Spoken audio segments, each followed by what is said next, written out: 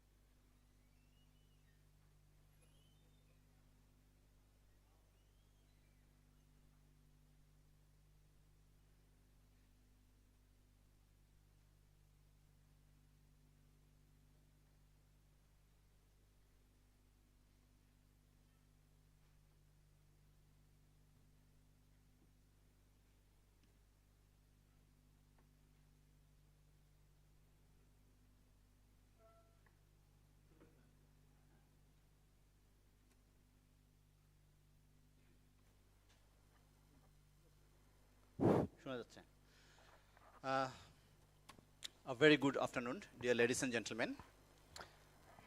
Now we are here for our technical session that is titled Housing. It is a session on housing, and the title is Housing, Leaving No One Behind.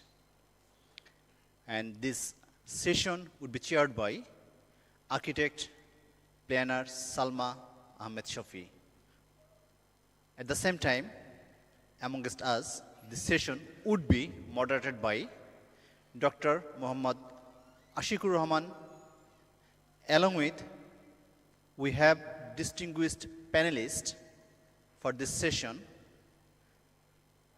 Dr. K.H. Muhammad Nahiduzzaman, who will attend with us over online, over the digital platform.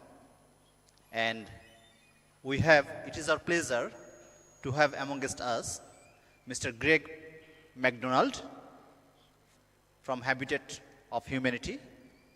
for Humanity, Mr. Muhammad Ashraful Islam, who is yet to hear. He is from Rajdhani Union Kortipokho, Rajuk, the development authority of the capital of Bangladesh. And we have Muhammad Abu Sadek amongst us as one of the distinguished panelists. So at this stage, I will request all our distinguished guests to have their. Okay. So may I request Dr. Muhammad Ashikur Rahman, the moderator of this session, to proceed for the next activities of this session.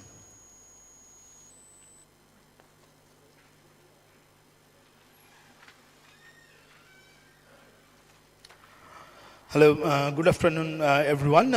Welcome to the first parallel session of 4th International Conference on Urban and Regional Planning 2025. In this session, we'll have 5 different papers presented by different authors, and we have 4 panelists. So what actually I have planned with my session chair, Professor Salma Al-Shafi, that we will listen the paper first, and every presenter will get 8 minutes to present their paper. Then all of the panelists and as the session chair will have their own review on the presented paper, and they will also talk about their perception on the issue that housing, leaving no one behind. So in this section, I would like to request Dr.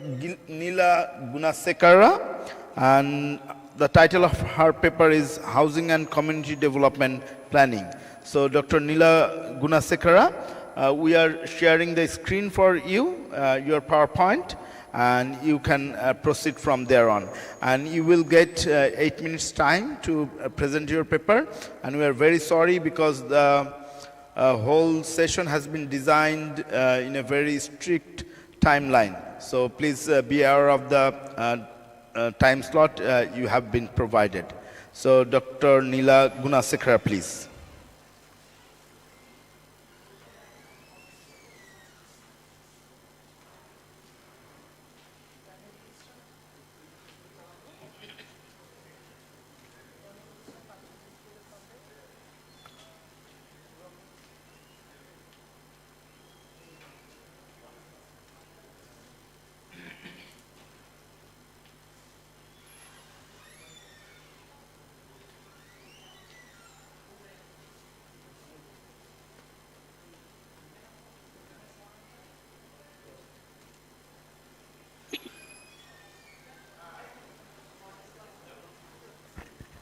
Hello. Hello. Dr. Neela Gunasekara, can you hear us? Good evening to you. Yeah, thank you. So you can start, please. I am Dr. Neela Gunasekara from Sri Lanka. Dear friends, I am going to present my paper. I think already you have read it. Many Asian countries have experienced rapid growth of urban population today. Due to the poverty and inadequate of lands, the urban poor have no alternative than live in slums and shanties. Actually speaking, there are lack of drinking water, sanitation, access roads, electricity and housing. We must consider all these things, why they have become like this. In order to improve the living condition of the developing countries, the government of developing countries have formulated policies on providing of new sites and services, upgrading of existing sites, providing of new sites and services in relocation places. Actually speaking, you have read my poverty circle figure 1 in page 2. Please see the poverty circle. You can explain, because we have no time to explain each and everything. You can read how they have become poor. I think that is the most important thing. The government has to take necessary steps to upgrade their living conditions. And can you see that community development, community participation and change in attitudes of page 5? Before the community are relocated, either settlement is quarter settlement, upgrading settlement or encroachment settlement. The authorities should follow necessary steps such as the social impact assessment and environmental impact assessment. The participation of women in community development process is necessary. Prior to relocation, all they should consult the following steps I can explain you to change their attitudes.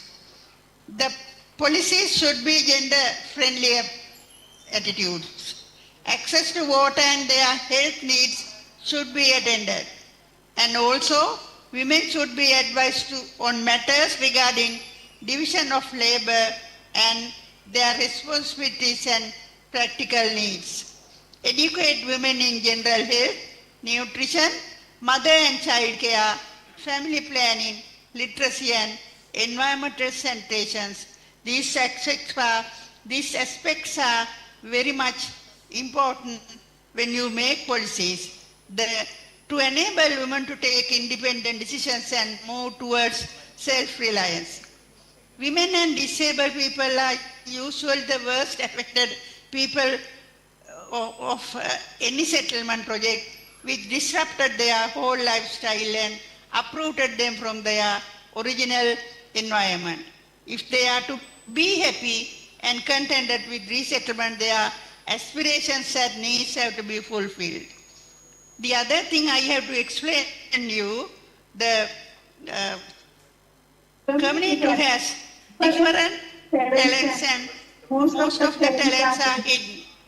The authorities should get their participation and get their contribution of talents. Therefore, it's necessary to identify those hidden talents to develop the community. Some of the community members are enriched with creative ideas. Therefore, their hidden skill should be identified to develop a proper mechanism to economic growth in the area. The awareness of programs, the awareness of this program, the personal development and soft skill development programs should be conducted for men and women both.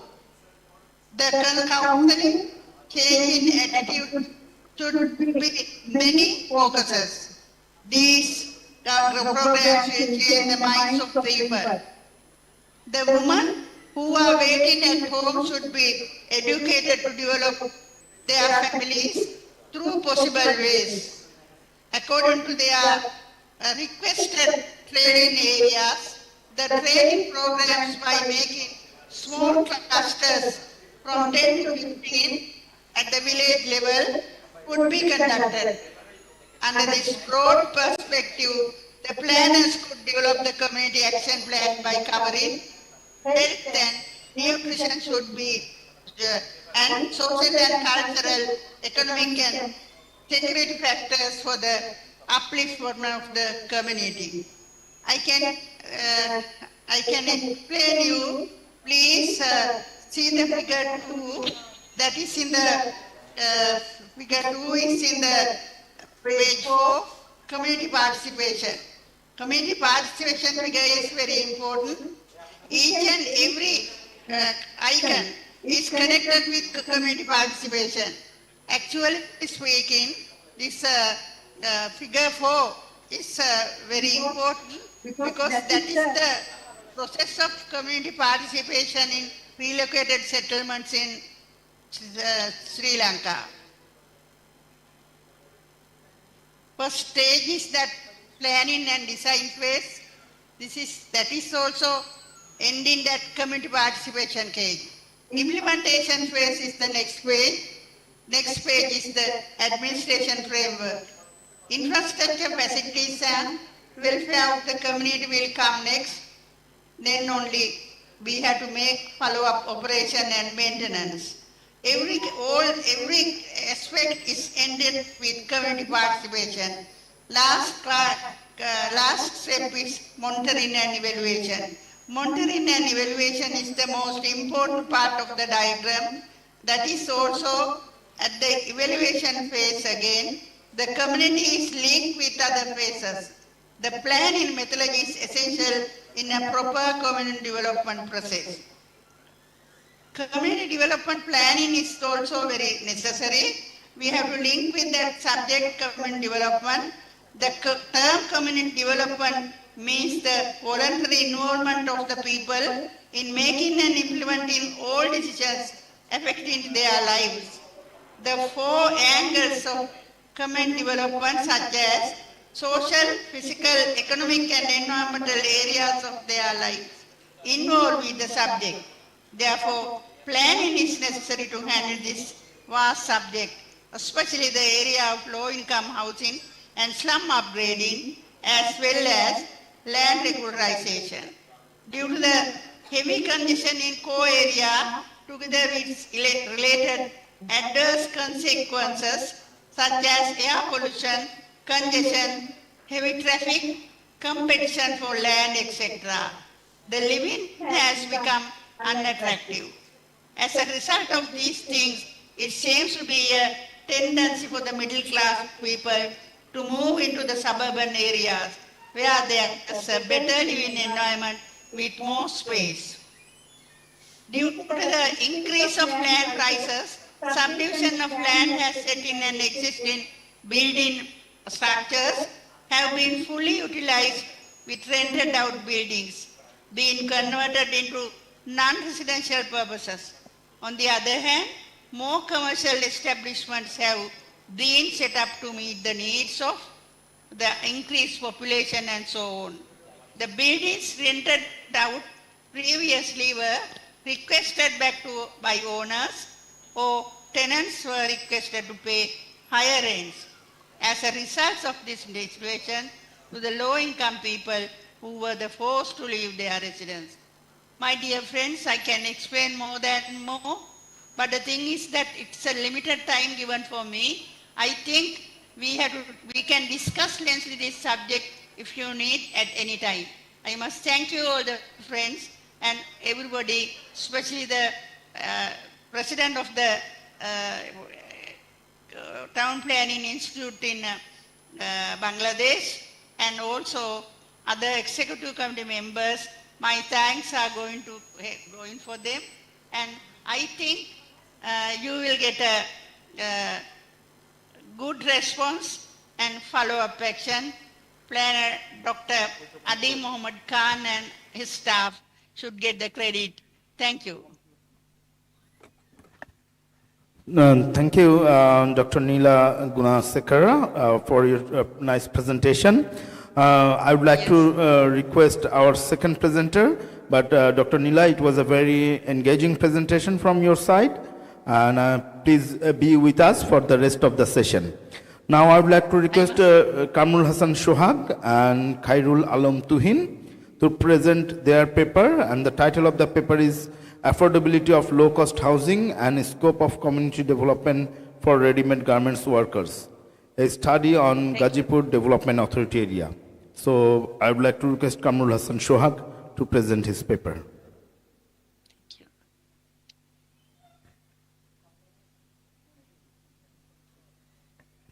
Professor Nahid, can you hear us now? Yeah, I can hear you guys loud and clear. Okay, Yeah. Thank you. Thank you. Good afternoon. Assalamu alaikum wa rahmatullah.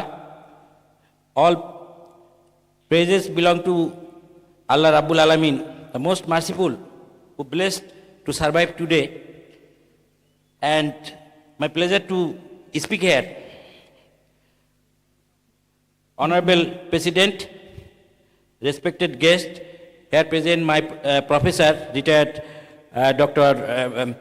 Ghulam Murtuza sir, here present Afsana ma'am, and all our ideology in our student life. And let us tell on my paper.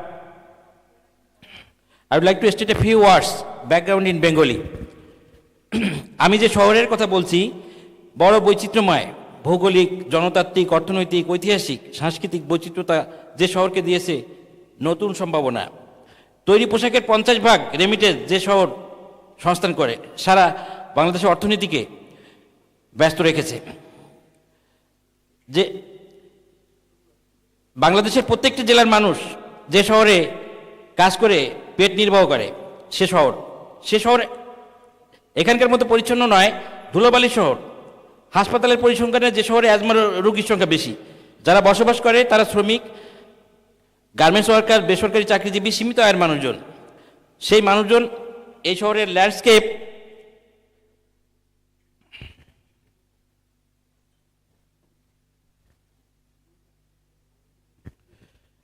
জীর্ণ নারী রাস্তা দিয়ে হাঁটছে, একাগ্রচিত্তে হাঁটছে। তারা যা আয় করে 60-70% তাদের বাড়ি ভাড়ার পেছনে চলে যায়। চাল ডাল নুন কিনে সবজি আর ফলমূল ক্রয় করে তাদের সামর্থ্য কুলায় না। তারা ভিটামিন সি খুব একটা নিতে পারে না, তারা কার্বোহাইড্রেট বেশি নিলেও তারা পায়ে হেঁটে তারা সেটা পান করে। আর সে শহরে তারা কাজের জন্য এসেছে, তারা কিন্তু সেখানে থাকতেও চায় না। একটু সঞ্চয় হলে গ্রামের বাড়ি পাকা করে, না হয় গ্রামের জমিতে ঘর তুলতে চায়। শহরে যারা আসে বেশিরভাগ মানুষই কিন্তু থেকে যেতে চায়, কিন্তু তারা কেন চায় না? নগর জীবনের যে আনন্দ তাদের মনে কোনো দাগ কাটেনি। নগর জীবন তাদের কাছে ক্রাইসিস, সংকটপূর্ণ। খাদ্যের সংকট, না আছে বিনোদন, না আছে কোনো নাগরিক সুবিধা, না আছে বাচ্চাদের স্কুল জীবন যেখানে শুধু প্রতিযোগিতা। তাই হয়তো তারা কুড়িগ্রামের উলিপুর, না হয় ধুনট, না হয় নদীভাঙ্গা, সারিয়াকান্দি পৈতৃক নিবাসে ঘর তুলতে চায়। আমাদের এই গবেষণা জনঘনত্ব হ্রাস নয়, বর্ধিত জনঘনত্বকে অ্যাকোমোডেট করার জন্য নাগরিক সুবিধার ফোরকাস্টিং এবং বহুতল স্কাইস্কেপার্স ইমারত দৃষ্টিনন্দন নাগরিক জীবনের সংস্থানে পরিকল্পনা সক্ষমতা বৃদ্ধির উপর গুরুত্ব আরোপ করা হয়েছে।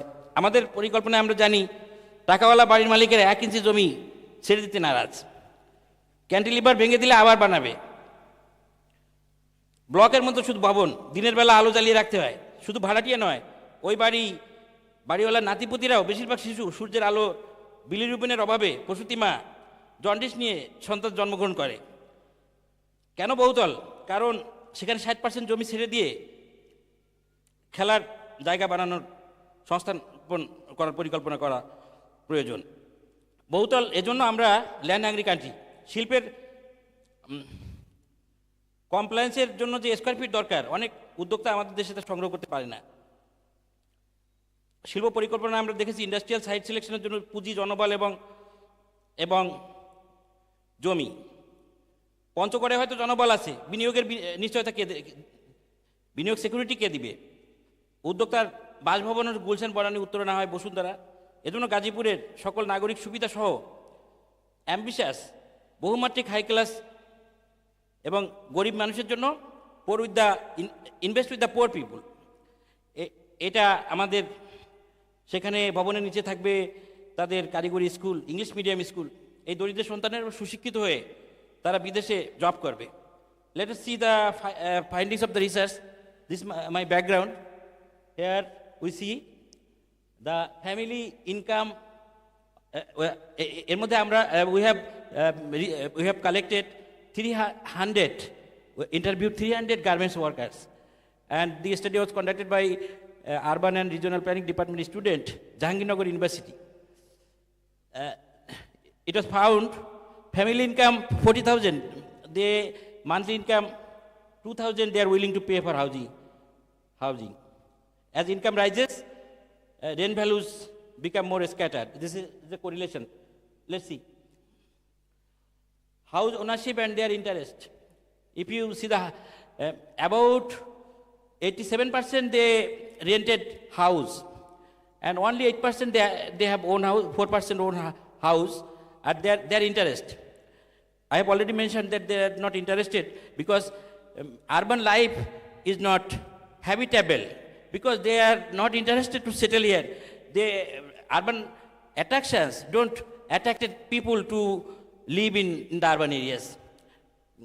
And 87% are RMG workers, they are rental houses. Next. And floor area. What is the floor area they are expected? In our some authority want to impose 400 to 600 square feet flat, but it is not. It is empirical, but absolutely wrong. Because our people are ambitious. People never expect 400 or 600 meter. People want 1,000 square feet apartment. They are the poor people, but they want to invest. They want to buy a flat. It is minimum 800 square feet. This is the standard of the housing. Monthly installment, they are capable to pay monthly installment and one-time installment also. Monthly installment, 1 lakh, one time 1 lakh. Most of them, 60% they are capable to pay, because in a garments workers family, 2 or 3 people or they couple, they work there, and they are afford to pay 1 lakh, 60%, and they are afford to pay installment up to 5 lakh, 10%. There is also a positive correlation between the family income and their housing. Correlation, it relates total family income exhibits a moderate positive correlation with the house rate. House rent is associated with the down payment and monthly installment. Next. And housing affordability status. Thank you, sir. Affordable, they are 93%. They are affordable. And there is a severe information because the garments workers' family vulnerability because their babies, babies remain alone. Most of them, 80%, 42%, and they are in the daycare center only 2%, and some of them keep babies in the madrasa, Qawmi madrasa and school at 8%, and the result we expect to construct high-rise skyscraper building for RMG workers, design residential building to include essential community facility, allocate 50% open space, mandatory, because we want to create more open space in our next cities. Include daycare centers and all the social safety measures of the such projects. Thank you so much. Thank you, Kamal Hassan Shohag. It was an interesting presentation, but the background actually took half of the time. I think if we could have a few more minutes, then the findings could be presented in an interesting way. Now we are requesting our authors from the third paper of this session, Mahjab bin Masood Asadullah al-Momin, MD Raihanul Haq, MD Nafis Abdullah, Dr. MD Abdul Wakil and Anutosh Das, to present their paper titled as An Assessment of the Living Conditions and Residential Disparities Among Orphanage Residents, a case study in Rajshahi City. Thank you.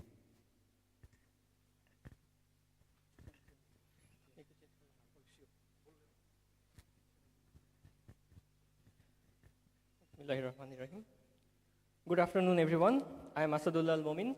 Today I will be presenting our study titled An Assessment of the Living Conditions and Residential Disparities Among Orphanages Residents, focused on 3 institutions in Rajshahi.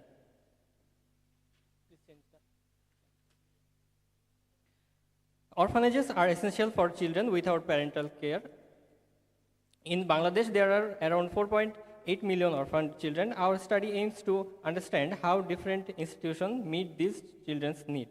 Our objectives and key goals were to assess living conditions and compare residential environments among different orphanages to identify disparities and possible improvements. Here's our methodology. We used both primary and secondary data tools, included physical surveys and participatory rural appraisal. The study followed a structured process from topic selection to analysis and reporting.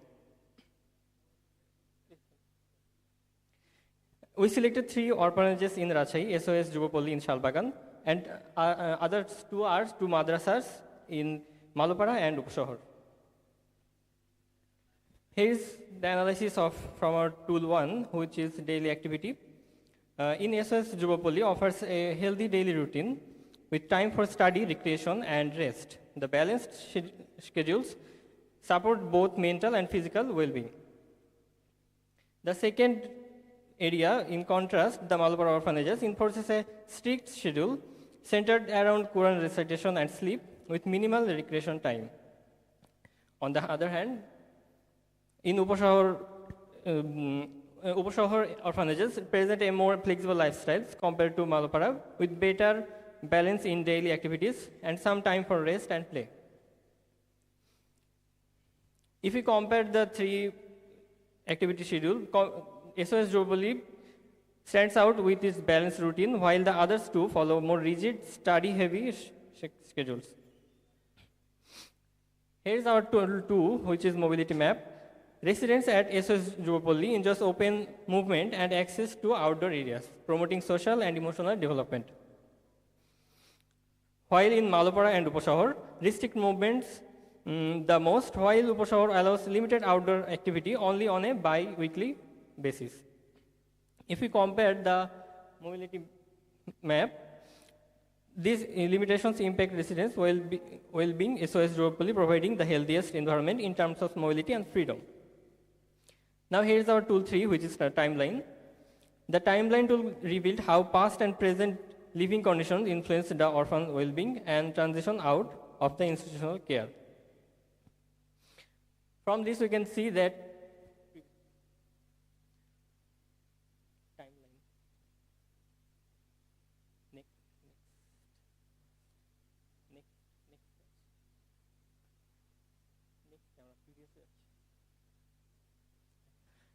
In SOS Jubilee, we can see that different phases of their life, and at the end, they end up in various workplace. It is not confined in any institution. But in the madrasas, we can see that people are actually circling around different madrasas and their life actually stuck in it. Then here's our cause effect diagram. We did not find any major problems in SOS Jubilee. So here's the two madrasas. This tool exposed root issues. Malapara struggles with funding. Upashahar lacks land ownership. Both face systematic barriers to development.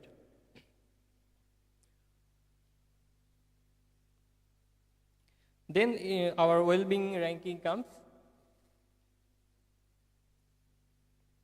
We ranked each orphanage on food, healthcare, recreation, and living condition, but SOS Jubilee consistently outperformed the others, largely due to international funding and better infrastructure.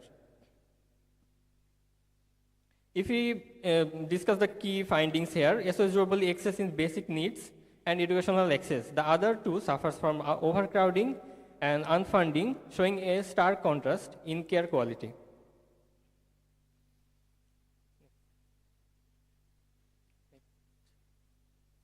We took some local proposals from the madrasa teachers and the students, and we arranged AHP analysis, which is analytical hierarchy process.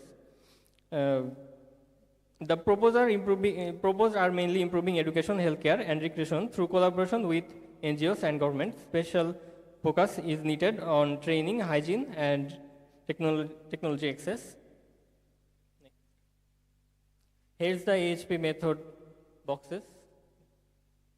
If we see the final weightage, our analysis shows that collaboration and networking have the highest potential to improve all aspects of orphanage life. We encourage stronger engagement in NGOs and authorities. In conclusion, this study highlights major disparities, targeted policies, and consistent support can bridge the gap. We hope this research will inspire meaningful change for vulnerable children. Thank you everyone for your attention. Thank you very much, and special thanks for saving 2 minutes of your stipulated time. We are recovering our time delays. Now I would like to request our next presenters, Sadia Islam, Mehdi Hassan Shihan, Hasibur Rahman, Sayedul Mursalin, Dulal Sharkar, and Muhaiminul Islam to present their paper titled as a self-reliant residential area maintaining long-run sustainability, a strategy towards residential development at Nader Hajir Mode, Rajshahi.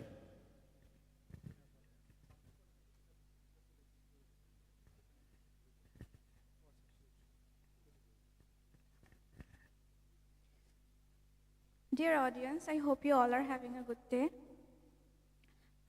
I'm Sadia Islam. I'm a student of Russia University of Engineering and Technology. Welcome to our presentation on a self-reliant residential area strategy for sustainable development at Nader Hajirmoor, Rajshahi. Background. The city faces housing policy gaps, high operational costs, and energy scarcity, which affect residential service provision. Due to manageable population density, there is a chance for well-designed residential planning in Rajshahi.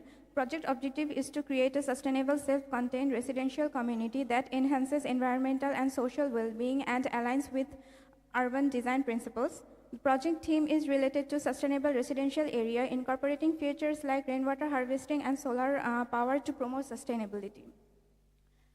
Study area profile. It is located at Nader Hajirmoor, close to Podda residential area. Total area is approximately 25 acres. The base map of the study area is given here. Methodology. The project focuses on optimal land use arrangement to ensure equal assessment to community facilities. The layout follows modified grid iron pattern and private residential land development rule 2015. We followed this flowchart of methodology. Here is the 2D layout plan. It features 3 types of residential plots. Educational facilities include 5 educational institutions, which consist of 3 nursery and 2 primary schools. Residential facilities include 4 parks, and commercial space are 2 super shops, 1 retail complex, and a bank. Health facilities include a hospital. Civic facilities are a fire station, a police station, a pond, and community organizations are a temple and 2 mosques. Mixed-use facilities are, there are 3 buildings for mixed-use facilities. The road network will be divided into 2 categories, secondary roads and minor access road. The minor access road will be 20 feet, while the secondary road will be 40 feet. Arrangement of dependent components in the design. Here is the space allocation for residences. Then there is space allocation for community facilities. Here we have some 3D pictures of different components. A school, park, market, bank, hospital, mosque, temple, mixed-use buildings, police station, fire service, pond, road. Home solar system. Home solar power plants will provide AC electricity. The system will be off-grid. Calculation of number of solar panels is given here. Power generating amount provided for each flat throw solar system per month is 323 kilowatt hour. Detailed calculation is given here. Rainwater harvesting system. The project includes an urban rainwater harvesting. Calculation of catchment capacity is done with this formula. And catchment capacity for each plot type is given here. Cost estimation of project. A building cost varies by components, materials, and preferences, but average cost for each key elements can be estimated. We have calculated land acquisition cost, site preparation cost, road construction cost, cost of community facilities, cost of civic facilities, cost of mixed-use buildings, and cost of residential buildings. And then there is the cost of home solar system. This includes the cost of solar panels, inverters, battery, backup generators, installation, and labor. Then we have rainwater harvesting system. It includes the cost of catchment surface cost, conveyance system, storage system, distribution system. And total project cost is 4,349 crore taka. Conclusion. The northern eco-friendly residential area will substantially decrease dependence on renewable sources. This initiative will contribute to the preservation of water resources for future generation in terms of water usage. Thank you for your patience, and here is our project video.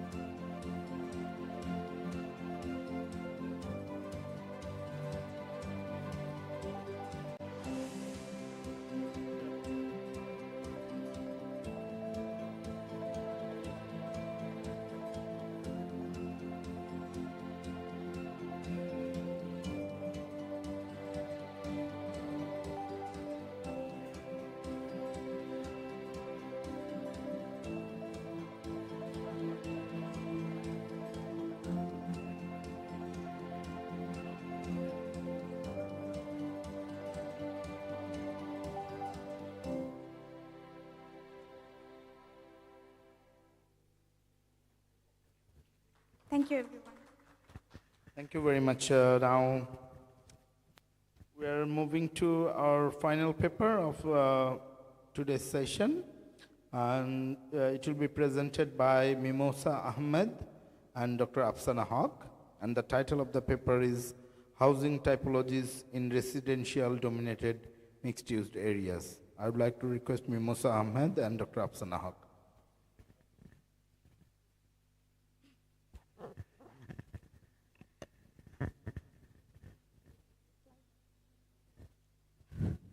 Check. Assalamu alaikum. Good afternoon, everyone. I am Mimosa, starting my presentation on housing typologies in residential dominated mixed-use areas. Globally, smart growth movement has been practiced since 1990s, and an important component of smart growth movement is mixed land use. And this mixed land use integrates residential, commercial, and recreational and etc. uses along with the compact areas. Globally, the practices of mixed-use development causes both benefits and challenges. In benefits, we can see in developed countries, there are enhancement of public transport, affordable housing by implementing the mixed land use. Wherever in Asian countries, we can see traffic congestions, infrastructural lackings, and even in gentrification. Considering the context of USA, the housing affects in affordability and availability, as the stock of low-income housing has been decreased by implementing the mixed land use, and at the same time, the housing market goes unaffordable. So, the impact of mixed-use development on housing can be affected both positively and negatively. Now, considering the condition of Dhaka, Dhaka naturally develops in a spontaneously in mixed-use structure. And the tendency is increasing over the years haphazardly. At the same time, DAP proposed 46, that means nearly 50% of residential mixed use, considering 32% of residential dominated mixed use areas, which are considering the different groups of people in respective to religion, race, or caste. And the housing typologies actually reflects the needs of different age group people and different income groups of people. As a result, we can see different types of housing typologies in Bangladesh that are different types of structure type, that is kacha structures, paka structures. At the same time, occupancy type, there are single dwellings, multi-dwellings, which reflect actually the need or the necessity of different age and income groups of people. So, this current condition of housing distribution can hold the proposed mixed-use development? Are our structures ready to face the transformation into the mixed-use areas? That is why the current distribution of different housing typologies is required to know to understand the capability of the proposed mixed-use areas. How can we do it? While DAP provides the mixed-use development proposals, it also provides some development management tools that includes the non-residential allowable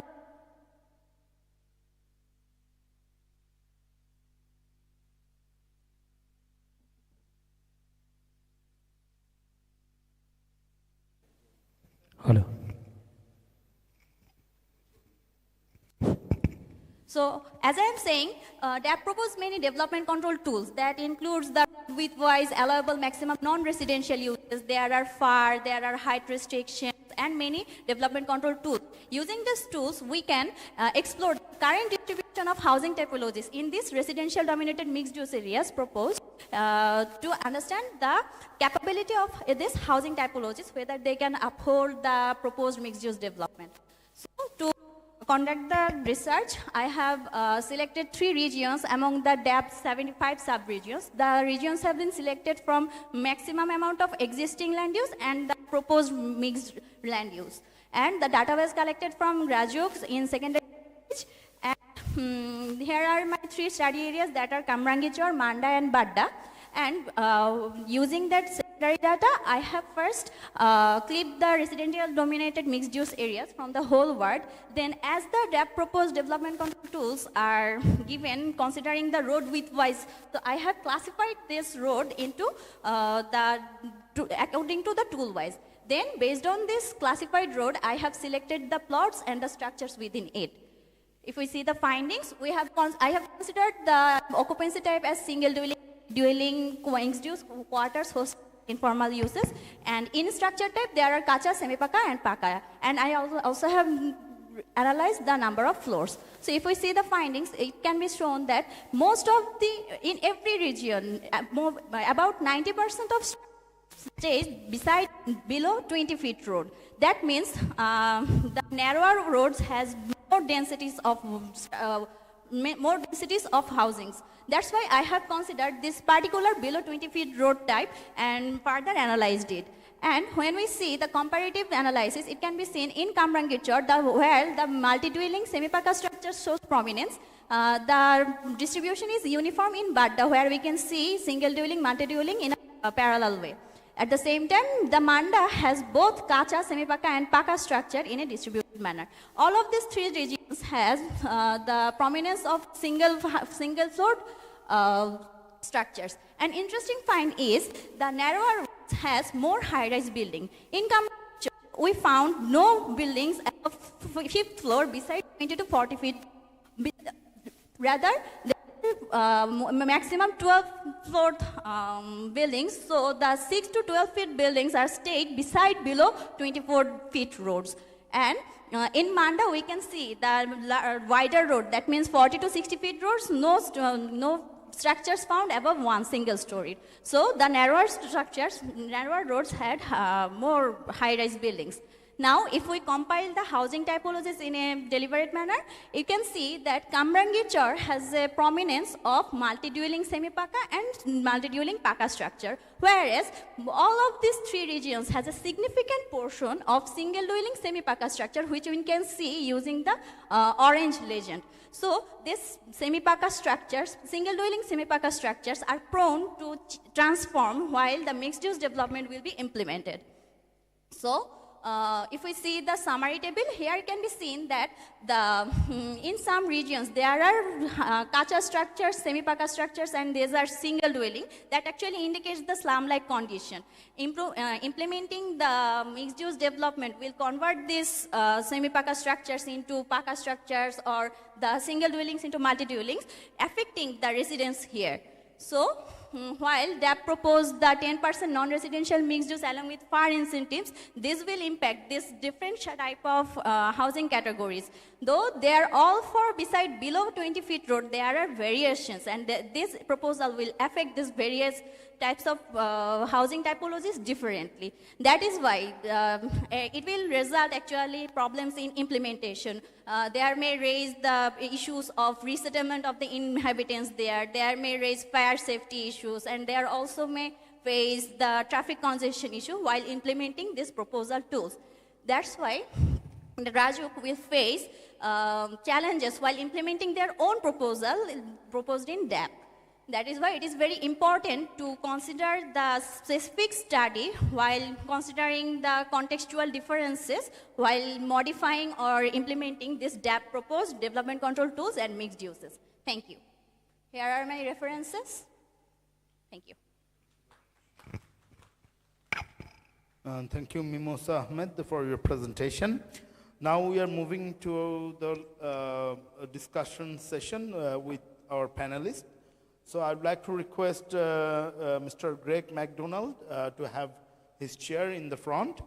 I would like to request Mr. Mohammad Ashraful Islam, Chief Town Planner of Rajdhani Unnayan Kortripokho, and Mr. Mohammad Abu Sadek, Executive Director of House Building Research Corporation. And I would like to request our session chair, Architect Planner Salma Ahmed Shafi, to take her chair as well. And now we will move towards the discussion session. Before going to the discussion session, I would like to request our colleague from Morocco, Professor Khandokar Mohammad Nahiduzzaman, to start his remarks. Dr. Khandokar Nahiduzzaman, are you with us? Hello?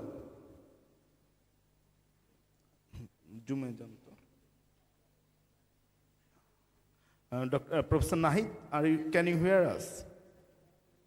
Can you hear me? Yes, we can hear you loud and proper. How actually we are going to moderate this session? Every panelist will get 3 minutes time because we are running out of time. And as we haven't discussed much about the session title, Housing Leaving No One Behind, so I would like to request our panelists to reflect on the title first. Then, as most of the papers were presented by our young planners, so if they have any remarks on their presentation as well. So mostly you can talk about the title of today's session, and if you think that you could really contribute to the findings of our young colleagues who presented their paper, you can reflect on those as well. So first of all, I would like to request Professor Dr. Khandokar Nahiduzzaman. He is now working with Mehmet VI Polytechnic University in Morocco, and he started his career in Khulna University, then he moved to Norway, then he joined, he worked as a faculty in Saudi Arabia, then he moved to UBC in Canada, and now he is working in Morocco. So I'd like to request Professor Nahid to give your remarks on today's session title, and if there is any important remarks about the papers which were presented in today's session. Professor Nahid. Sure. Thank you, Professor Ashik, for inviting me over here.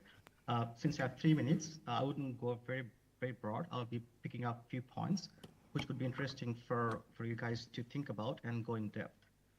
And it is very fascinating to see the presentations by all 5 presenters today. And they have touched upon poverty issues versus low-income affordability. And then I think Mr. Schwab was talking about, how the income is so stressed up to be afforded, for certain houses type. And also you have looked at different issues like madrasa kind of housing, orphanage, and also eco-friendly housing and all those. I think I was I was not being heard a lot about financing part, right? Because when it comes to housing, the most important comes in that who could be affordable for that kind of housing, and who is the financier versus how the cost could be incurred through those mechanism. So when it comes to the financing mechanism, then definitely we need to understand the investors, the renters in terms of could be the mortgage financier or could be the renters of the houses, and then how they can pay their house rent or the mortgage payment, which could make them affordable towards the end. And often, that things comes as housing finance is not being properly looked out because we tend to think about finance is not part of planning process perhaps, or could be not part of consideration. On the contrary, housing affordability is a very critical component across the world, and unless we talk about that, it's difficult to understand who could afford the house of what type, what kind, what structure. And ironically, just to give you a perspective, the last presenter was talking about ecological housing in Bangladesh. In Canada, for instance, the moment you tag up ecological housing, the price goes up by double and triple time, because there are so many components being used for making the house more energy efficient and also be more pro to the environmental impacting factor. So eventually, those houses could only be being afforded by the high-class populations. The question now, if we consider all those housing typologies, could be ecological friendly housing, could be for certain groups, those who are living in the slum settlements perhaps, or the middle-class populations living within the city, for instance. The question now, how could you make sure that the housing price that you're offering through the market mechanism, they're being afforded by different classes, right? Unless you specify the classes, we cannot know who could afford the houses and how they can possibly be living in certain conditions, which might be, again, looking back to the part of employment. For Dhaka, for instance, if you look at the settlements of squatters or slums, they are, by the way, not in the fringe areas. They are right sitting in the middle of the town, of the city. Why? Because they're very close to the employment operations, right? So we need to understand those economics from a very deep point of view to know who could afford that and what is the systems involved in the process of employment versus their locations, to take a system point of view so we have the whole perspective before we can join and venture into who could afford that and what is the mechanism for housing affordability through financing and policy as well. Thank you. Thank you, Professor Nahid, for your beautiful reflection on today's title and also your valuable remarks on the presentation by our presenters. Now I would like to request planner Mohammad Ashraful Islam to reflect on his vision because he is working for Rajuk for quite a long time and he is now the chief town planner of that organization. That how actually you are thinking that how we can do something with housing that will lead towards an environment where nobody will be excluded from the housing process. Ashraf bhai. Thank you for the all young professional planners to give the beautiful presentation. Sorry, I am few minutes late because I cannot hear the first two presentation. Maybe after three presentation I have, but I have seen the abstract. Definitely housing is a burning issue, but I think that we are the planners. We have to focus on the concept of the housing, how we can provide to the city dwellers. So one of the things is the housing and community development. Definitely we have to participate the local people, low income people, how they can participate in the housing process and how design to implementation process. And another one is the low-cost housing for the ready-made garments worker. It's one of the burning issues. There is a 4.4 million garments worker residing in Dhaka metropolitan region. But our researchers have mentioned their articles like that the 66.6% people, garments worker wanted to live in 800 to 1200 square feet apartment unit. I don't know how they afford to buy the 800 feet to 1200 square feet apartment unit. We know the average income of each of the garments worker. Their average income may be the 20,000 to 25,000. Average 10,000 maybe they can allocate their income for the monthly like an installment period. It takes 26 years to repay the housing unit. So there should be the one ambition, but the real factor is that how we can provide the affordable housing to the garments worker, and especially the low-income people. We might to consider. Another one is the living condition residential and orphanage residents. So it's a good idea that how we can provide the orphanage and other low-income people. Maybe some donations and some government intervention or by the NGO workers is maybe the workable. Another one is in Rajshahi area. So it's around the 20 acres of land. So I don't know how the 20 acres land will be developed. Maybe it goes for the land acquisition purpose. So far I have seen their layout design.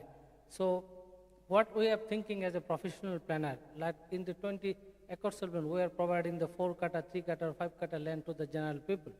But why are we not focusing on the block-based development? Rather than we are giving to focusing on the individual plot. Individual plot, we are giving the one people, they become the rich and millionaire by getting the one plot. But how we can provide the 20 acres? Even the 20 acres into one, maybe the community building, community car parking can be provided, and the whole 20 acres may be the walking street. The people can walk in this area. So these things focus should be addressed our next housing policy perspective. Otherwise, we are too much populated in our country. 220 million people residing in near about in Bangladesh. So we cannot provide each people to each plot.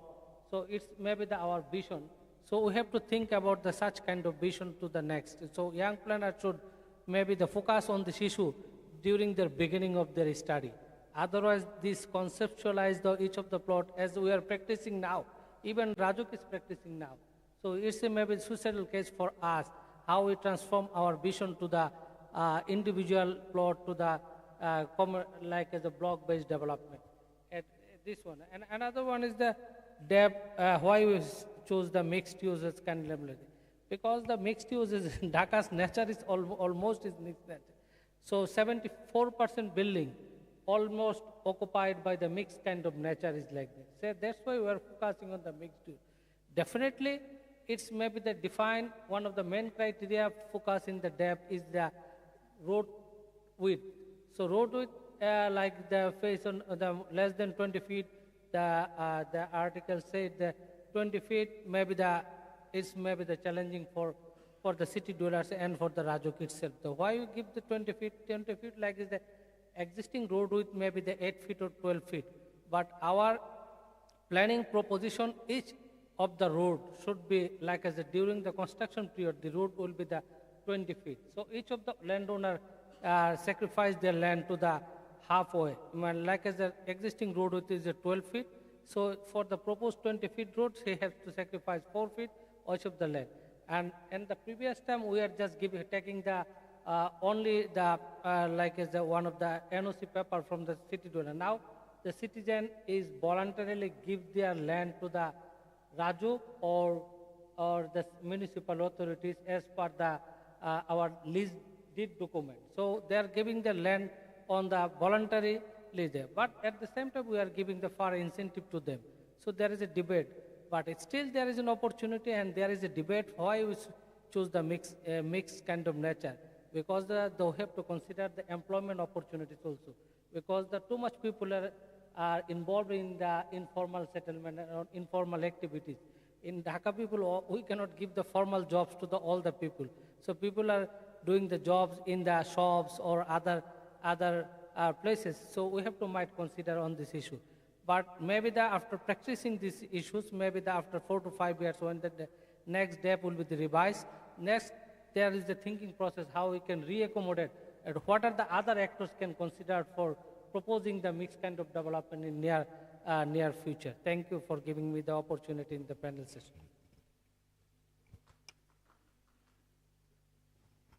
And thank you very much. Now I would like to request our panelist, Mr.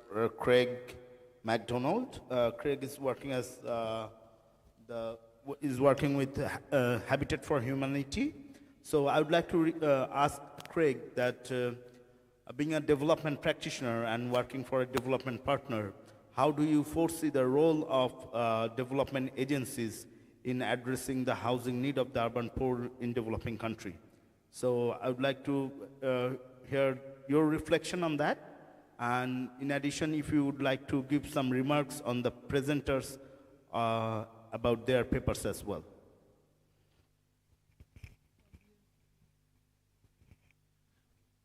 Thank you very much. That would be difficult to keep within 4 minutes, but I shall do my best. Assalamu alaikum, everybody, and good afternoon. As mentioned, I'm Greg MacDonald. I'm from Habitat for Humanity, currently National Director here in Bangladesh, having worked across about 6-7 years with Habitat for Humanity, but 20 years around mostly Asia with different NGOs, UN, Red Cross at different times in that years. My first time in Bangladesh was back in 2007, working in the refugee camps down in Cox's Bazar way back then, when there was nowhere near as many as there is right now today. So I appreciate the different, and so subsequently in Bangladesh I've been involved in different cyclones, Cyclone Sita, Cyclone Isla, and helping our development programs over the years with different agencies.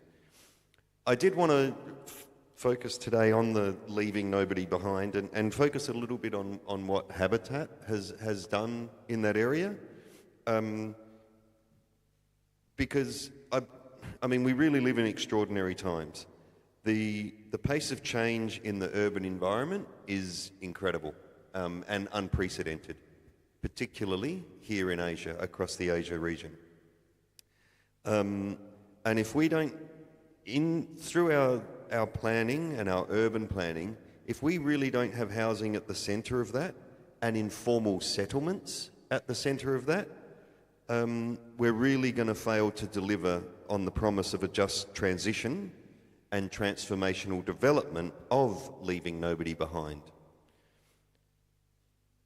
So if you look at informal settlements in Asia and the Pacific, You've got, it really highlights one of the key manifestations of urbanisation.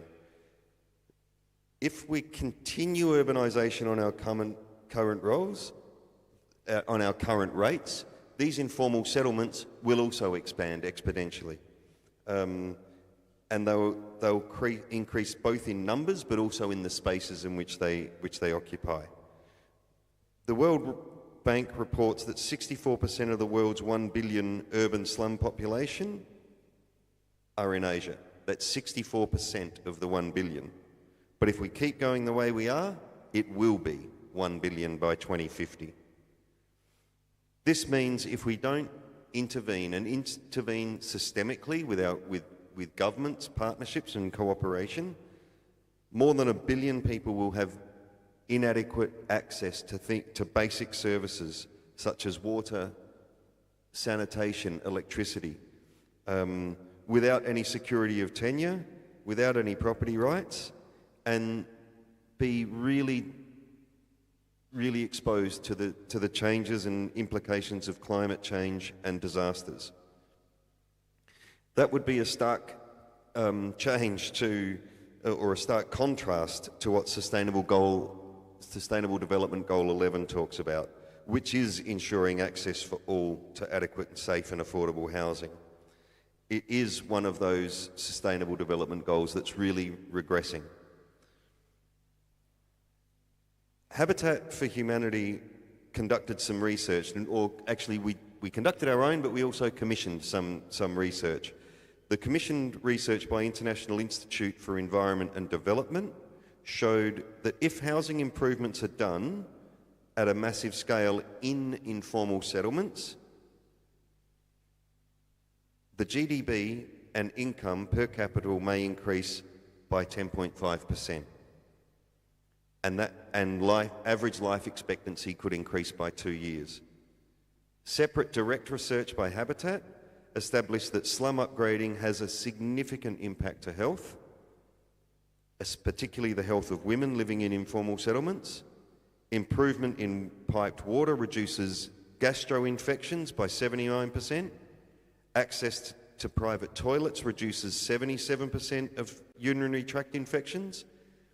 And general improved sanitation reduces maternal mortality by 67%. And this combines with a reduction in gender-based violence of around 57%. I highlight that because it just shows that investing in informal settlements isn't just the right thing to do, it's the smart thing to do. Habitat for Humanity is in the middle of a global 5-year campaign.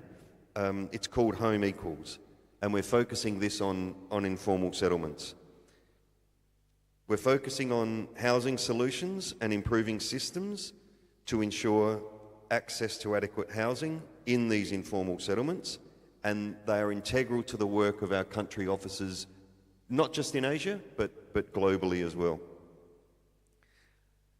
We focus on ensuring community participation, the security of tenure, climatic resilience, ever more important, and that access to basic services that I was mentioning before. So the magnitude of the challenge to get people access to adequate housing is massive. It's huge. We're not able to do this alone. We're not able to turn the tables and make a significant dent in the problem of housing unless we get partnerships. We also did a study that looked at our current rate of building, what Habitat's done. Given the housing shortage globally and what Habitat's doing and is doing, building our way out of this crisis was going to take well over 1,000 years. So it's impossible. So it's calling on the partnerships where we have governments prioritising housing and human settlements and using these as levers for the equitable human development. We improve the development outcomes and generating the economic growth within these informal settlements. We're asking other urban practitioners, some that spoke today, really consider housing and take a comprehensive approach to the housing in informal settlements, taking into account the tenure, the basic services, the climate resilience, and particularly the empowered participation that this gives us an opportunity to grant. Elevate informal settlement upgrading as a means of achieving those international development goals, and prioritise data and knowledge about informal settlement communities to evidence decision making. They contribute so much to the economies of the cities that they're in that we really shouldn't ignore them. So finally, our request is to really work together. It's to learn from each other so that nobody is truly left behind. We can only do this with partnerships of other people. And I note one of the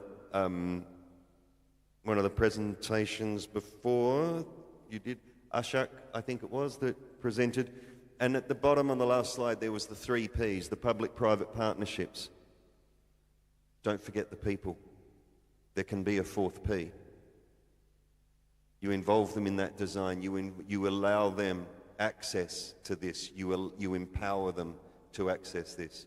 So I look at it a 4P model. Yeah. Thank you very much.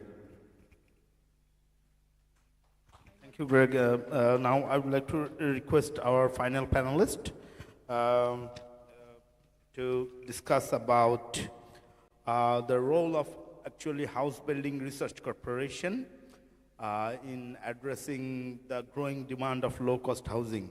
So I'd like to request Mr. Mohammad Abu Sadek, Executive Director of House Building Research Corporation, to reflect on this issue, and if he wants to contribute on the findings of our young researchers' work, please feel free to contribute. And, so Mr. Mohammad Abu Sadek, please.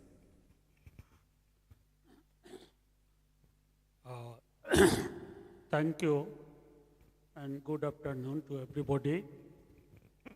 Actually, I think the moderator is asking me on behalf of HBRC, yeah? Center for Housing and Building Research. Actually, it's not corporation. So Housing and Building Corporation, Finance Corporation is for funding purpose, but I think you asked me for research and, okay, thank you. First of all, I want to give a big thanks to the organizers and as well as the presenters. Actually, 5 papers presented here. I must say all are it's a good work, good job, but because of 2 reasons, I think we could not enjoy all the papers and informations. Number 1 is time was very much limited, and probably what I understand, the presenter, they could not know that they have to present within this very short period. So they are not prepared to present their good job within this stipulated time. That might be one reason.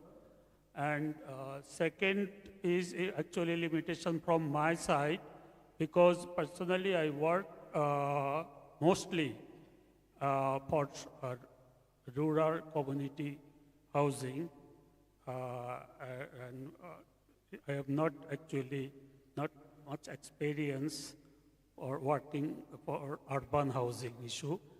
Here, most of the paper here presented are on urban issue, urban context. So I could not go through all papers because of my limitation. It's not the organizers' limitation, not the presenters, it's my limitation. So from my experience, just I want to say today's session was titled was Housing leaving no one behind. It goes with Sustainable Development Goal 11, I think. So if our session title is Housing, Leaving No One Behind, then if we if we discuss only with the urban housing, I think that is not very fair, because most of our people lives in countryside, in the rural areas. So we have to actually to give much more emphasis on rural issues regarding when we will discuss with the housing issue. And actually, I think from my organization also, we think a little bit different way, different approach. That we don't usually use this low cost, this term. Rather, nowadays we're using more frequently the affordable housing. And for this affordable housing, actually every country, every community, they should have the definite definition. Because if I say affordable housing for rich people, for mid-level people, for low-income people, it's different. And it varies from country to country. So from Bangladesh perspective, first of all, we have to define what is affordable housing. And the next is, if we work for affordable housing, then actually we have to consider one presentation I have seen here, detailed even calculation, including the estimate, the cost estimate. Regarding that issue, actually nowadays actually we don't go for just apparent cost estimate only. Because if, as for example, if one house made of clay burn brick, and it cost maybe 100,000 taka, and the bricks used in that house actually emits carbon footprint is maybe some amount, which cost again maybe another 100,000 taka. Then how we analyze this? Actually, we analyze as social cost. So apparent cost may be 100,000 taka, but if we calculate the social cost, it might be 200,000 taka. So we have to, what we believe nowadays, we have to consider the social cost analysis, as well as for estimate, we have to go for life cycle cost analysis. Because one house may be 100,000 taka at this time, but it actually it needs lot of maintenance during its lifetime. Or even lifetime may be only 10 to 15 years. But another house with more or less same cost, but lifetime is 50 years and maintenance cost is very low. So all these things considering, we have to go for life cycle analysis and social cost analysis. Because if we go for social cost analysis, then we actually consider the apparent cost with the environmental cost. So considering nowadays, actually considering all these things, our approach should be like that. And one good thing is that we are now considering the renewable energy issue, the rainwater harvesting issue is fine. Actually, we should consider all these things in our housing sector. But one thing actually we should consider, the energy consumption, because countries like Bangladesh, a developed country, we are more suffering from embodied energy rather than operational energy. The actually developed countries, they are they are consuming more operating energy rather than embodied energy, but we are consuming more embodied energy rather than operating energy. So for analysis in our country, in our position, we should calculate and we should take into consideration the embodied energy for consumption of a project of a housing. So that's otherwise, what I want to say, the presentation was actually very good, but because of time, we could not go through detail.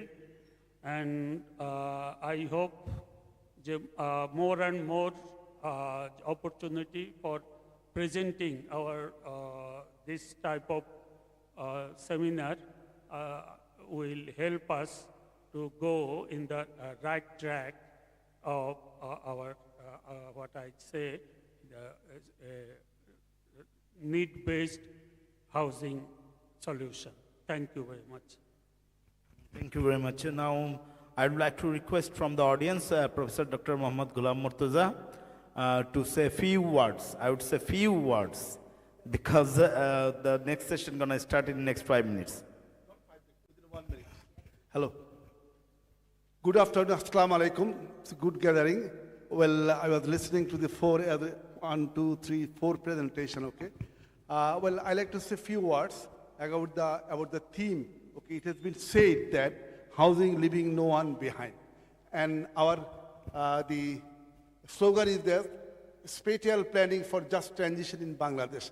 Well, I'm a bit confused. What is the relation with the presentation of the paper and with the theme, housing, leaving no one behind? Who are the behind? Who are in the behind? That has to be noted. Okay, as far as the presentation is concerned, it's quite good, but it's not much, well, one paper is thought-provoking, other is as usual, actually what we are going to do, what are the direction. Housing is not a simple word, it's a complex. It embodies a lot of things, starting from finance, land, last one is the governance, also the finance. So some of the issues are missing. Whenever you say housing, it should be a compact one. It should not be an isolated one. Just you say this, that not. You have to embody a lot of things. Housing is a long, it's a continuous process. It's a whole of package.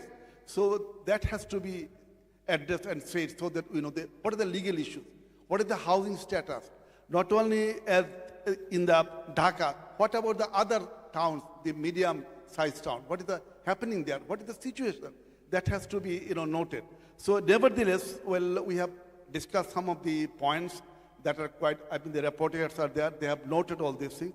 But to me, the paper is good, but not thought-provoking.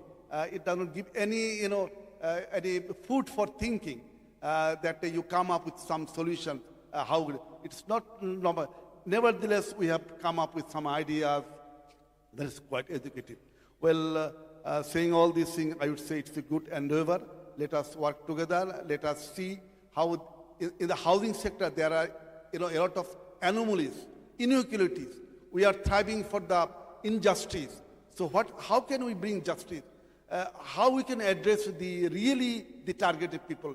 That has to be noted. That has to be, we have to work out on that issue.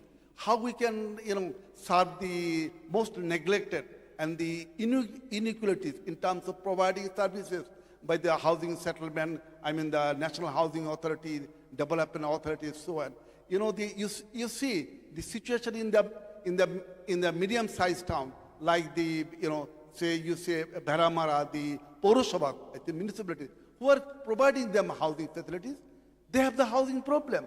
So we are not staying, we are concentrating our thinking, our thought, our initiatives, our policies, our programs, Dhaka, Chirang, blah, blah, that's it. What is happening there are other peoples too. They are also stakeholders. Okay, thank you so much. Thank you all. Thank you very much, sir. Sorry we couldn't ask more people to contribute because we have another 5 minutes only to move to another room. As I was moderating, I couldn't say anything, but within next 1 minute, I would say something from my reflection. The particular thing that I become very enthusiastic when I see someone saying about no one leaving behind. I become really hopeful that when I see UN Habitat is talking about mind the gap. When I see BIP is talking about just planning, taking the notion from Lefebvre and other people. But the scary part is that with all these things, we are trying to address inequality.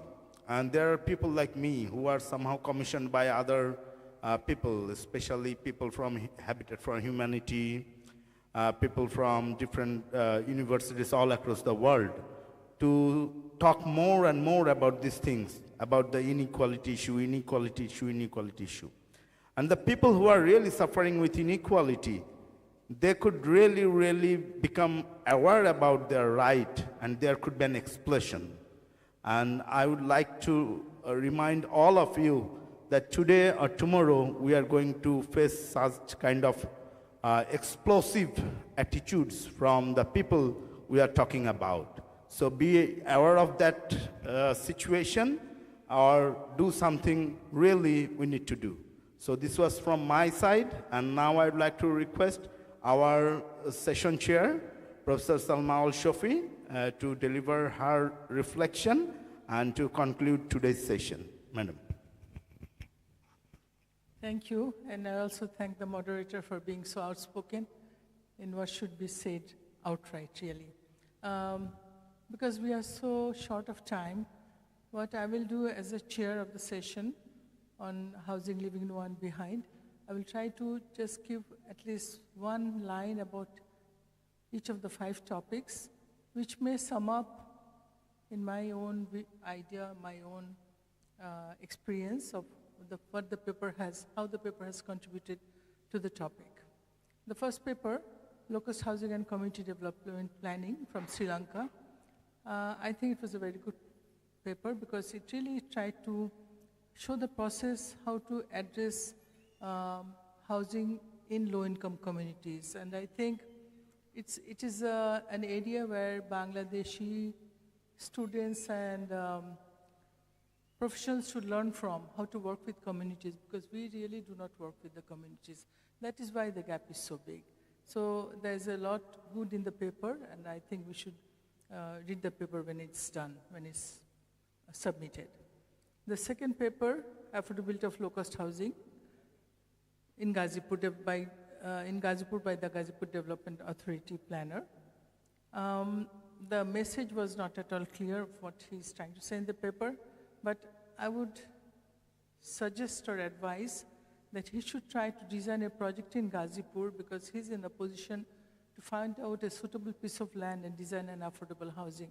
That would really help set up a pilot project in Ghazipur and also a pilot project for the urban areas. So that's a request. The third paper was an assessment of the living conditions of residential disparities in Rajshahi orphanage. Well, here also the authors failed to address the housing issues. They were rather interpreting the movement and the other issues, but not housing. But how orphans live in an orphanage, their housing conditions is a very interesting study and should be taken from that point of view and how it can be improved, because with so many orphans and orphanages across the country, I think it would be a very valuable paper. So please try to improve it. The fourth paper was self-reliant residential area maintaining low-run sustainability. Here also, there was a case study which was not highlighted. Rather, they were more engrossed with trying planning using the AI techniques. But I think here also a lot of improvement can be done by working with the case study first and improving the concerned housing area. The fifth paper was housing typologies in residential dominated mixed use these are case studies in Dhaka, and I think mixed use is a very important area to be addressed, because I think this is the solution for housing in Bangladesh, because we have to have the most intensity planning for land use in housing or all uses, because mixed use only makes the best use of land, and we have so limited land. We must have the best use. So I think it's a good paper, and there is more work to be done. So with this, I sum up my role as a chair, and I think I should also thank the conference organizer for asking me to chair this session. Thank you so much.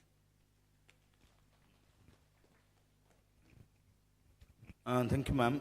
Now I'd like to request Professor Dr. Adil Muhammad Khan and planner Abu Naim Shohak to give some token of appreciation to our panelists and session chair as well.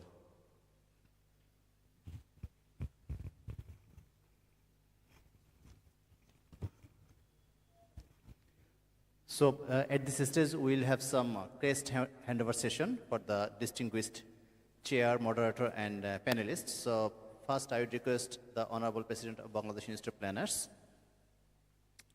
Dr. Adil Muhammad Khan, to hand over the crest to the Honorable Chair of this session, Architect Planner Salma Eshofi, Madam.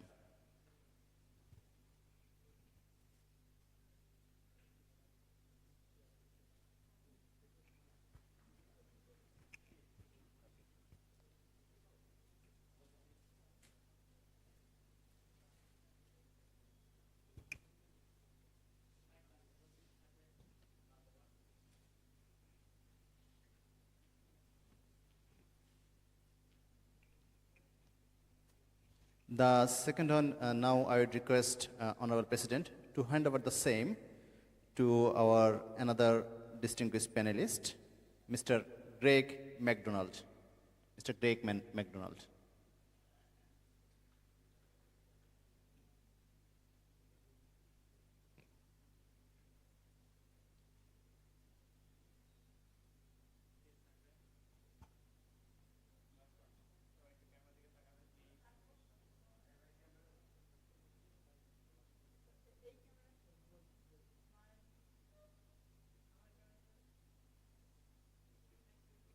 So thank you, and at this stage, I will take the opportunity to hand over a crest to our Ashraf Bhai.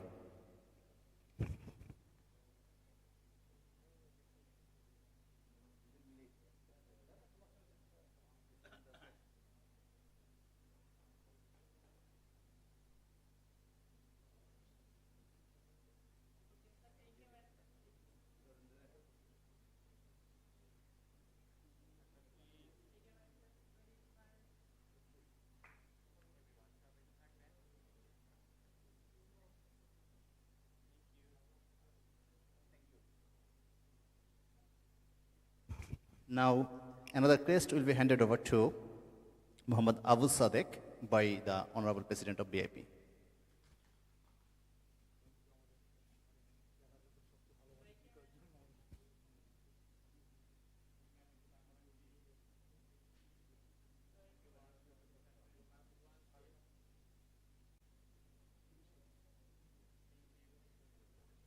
Thank you. And the last one would be provided to our Honorable Moderator, Dr. Muhammad Ashikur Rahman. To Dr. Muhammad Ashikur Rahman.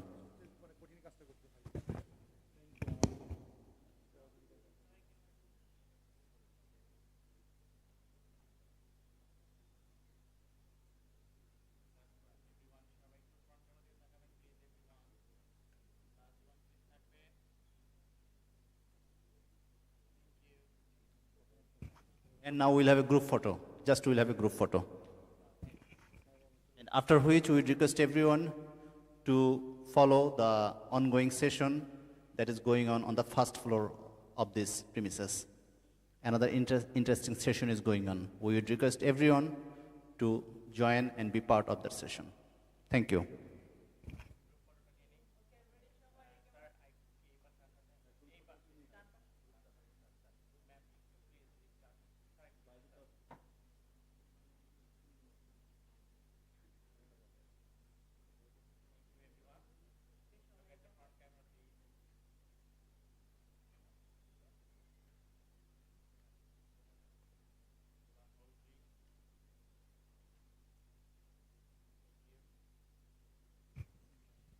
সবাইকে ধন্যবাদ। আমাদের উপরের একটা session চলতেছে, খুব interesting session চলছে। তো আপনাদের সবাইকে অনুরোধ জানাচ্ছি আমরা সবাই উপরে যাই এবং তারপরে আমাদের সেই সেশনটা শেষে আমাদের ইভিনিং স্ন্যাক্স থাকবে এবং ইভিনিং স্ন্যাক্সের মাধ্যমে এখন যে দোতলায় সেশনটি চলছে সেটার মাধ্যমে সেটা শেষ হওয়ার মাধ্যমে আমাদের প্রথম দিন শেষ হবে। আপনাদের সবাইকে আবার ধন্যবাদ জানাচ্ছি for your valuable time. Thank you.